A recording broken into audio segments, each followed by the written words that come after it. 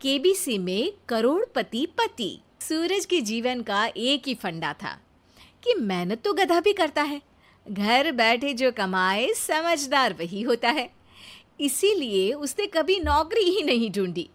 इस बात से हालांकि उसकी पत्नी शिखा बिल्कुल भी अग्री नहीं करती थी, पर फिर भी सूरज को समझाना बेकार था। टीवी में कैसे बनोगे करोड़पति का ऐड देखकर उसे लगा कि बस अब तो घर बैठे ही वो करोड़पति बन सकता है, और उसके पीछे उसने अपने सारे सोर्सेस एक्टिव कर दिए। 2 हफ्ते में उसके कलीग के साले के पड़ोसी के बेटे का सोर्स निकलता है जो कि उसे शो में पहुंचा सकता है, और सूरज उससे मिलने चला जाता है। अच्छा, तो हमें मुकेश जी बता रहे थे कि आप हमें शो में पहुंचा सकते हैं। हाँ, उसमें कोई तकलीफ नहीं है। मैं कल अगर कोशिश करूँ तो इसी महीने में आपका नंबर आ जाएगा। अरे ये तो बहुत बढ़िया हो गया। अच्छा, वो सिलेबस और क्वेश्चन पेपर का कोई जुगाड़ है क्या? हैं? उसका तो कोई जुगाड़ नहीं है। तो वो वाकई में कुछ भी पूछ सकते हैं? हाँ, वो तो बच्चन जी पर है, जो पढ़ते हैं वो पूछ लेते हैं।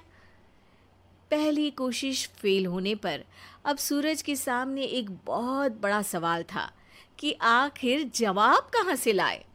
तब शिखा ने एक सजेशन दिया, क्यों ना सूरज अपने चचेरे भाई सुमित से मदद मांगे, जो कि यूपीएससी की तैयारी कर रहा था।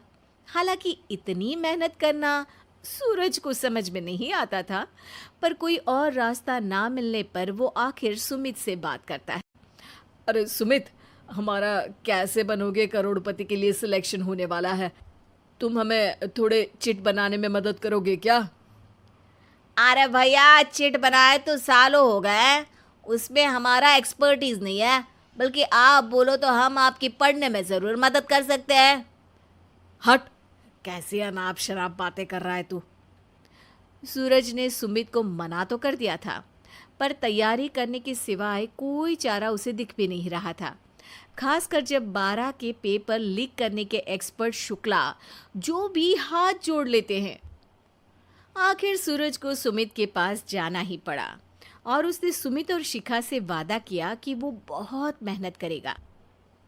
1 महीने की तैयारी के बाद फाइनल हुआ कि शो से 1 हफ्ते पहले एक ट्रायल खेला जाएगा, जहां पर सारे रिश्तेदार ऑडियंस की जगह पर होंगे और शिखा सवाल पूछेगी। दूर दराज से भी रिश्तेदार आकर हाजिर हो गए देखने कि आखिर कैसे बनेगा सुमित करोड़पति। सब कुछ सेट था, और इतने में सूरज आकर अपना स्पीच देता है। ये 1 महीना मेरे लिए आसान नहीं था, पर अपने भाई सुमित और अपनी पत्नी शिखा की मदद से मैं इतनी दूर पहुंच पाया हूँ। मेरे मम्मी पापा के आशीर्वाद ने भी बहुत साथ दिया है मेरा। मैं उम्मीद करता हूँ कि आज के शो में आप लोगों को बहुत मज़ा आएगा। साक्षी पहला सवाल पूछती है और पूरे कमरे में सन्नाटा छा जाता है। इंडिया में कितने स्टेट्स हैं? 3, सॉलिड, लिक्विड और गैस। अरे रुकिए, तो ऑप्शंस तो देने दीजिए। इतने में 5वीं कक्षा का चिंटू बोल उठता है। अरे क्या मामा, आप तो पहले सवाल पर ही आउट हो गए। अरे बेटा, पहला सवाल तो ट्रायल होता है ना। अरे तुम अब देखना। देखने जैसी बात तो थी ही। सूरज को इतना शांत किसी ने नहीं देखा था। कभी कभी तो लगता था मानो सूरज आंख खोलकर ही सो गया हो। मामा जल्दी करो प्लीज, कल सुबह पनवेल भी तो निकलना है। अरे हट, कंसंट्रेट करने दे मुझे। 3 सवाल में 3 लाइफलाइन खत्म हो चुकी थी, और अब चौथे सवाल पर भी सूरज का मौन नहीं टूटा। पर सूरज अभी भी हार मानने को तैयार नहीं था। उधर हर कोई सूरज को छोड़ सुमित को देख रहे थे। आखिर सुमित ने ही तो पढ़ाया था सूरज को। गजब बेइज्जती है यार। अरे बेटा, तो बाप का, दादा का, भाई का, सबका नाम बुड़वाएगा।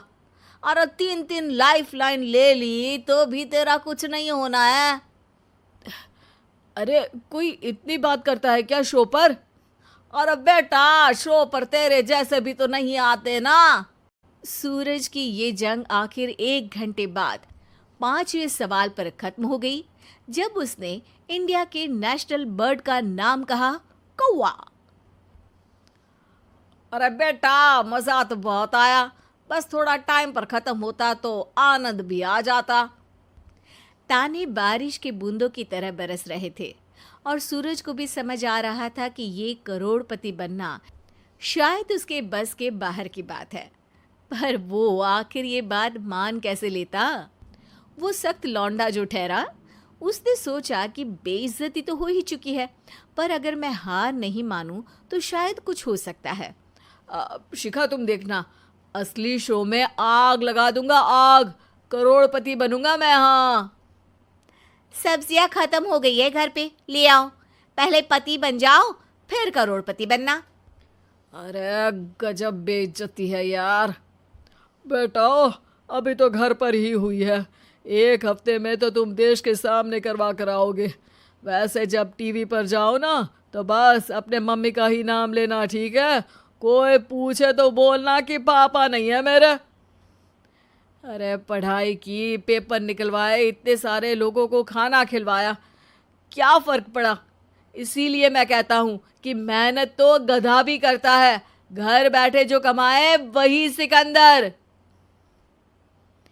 लेकिन मामा, गधे भी जानते हैं कि हमारा राष्ट्रीय पक्षी मोर है।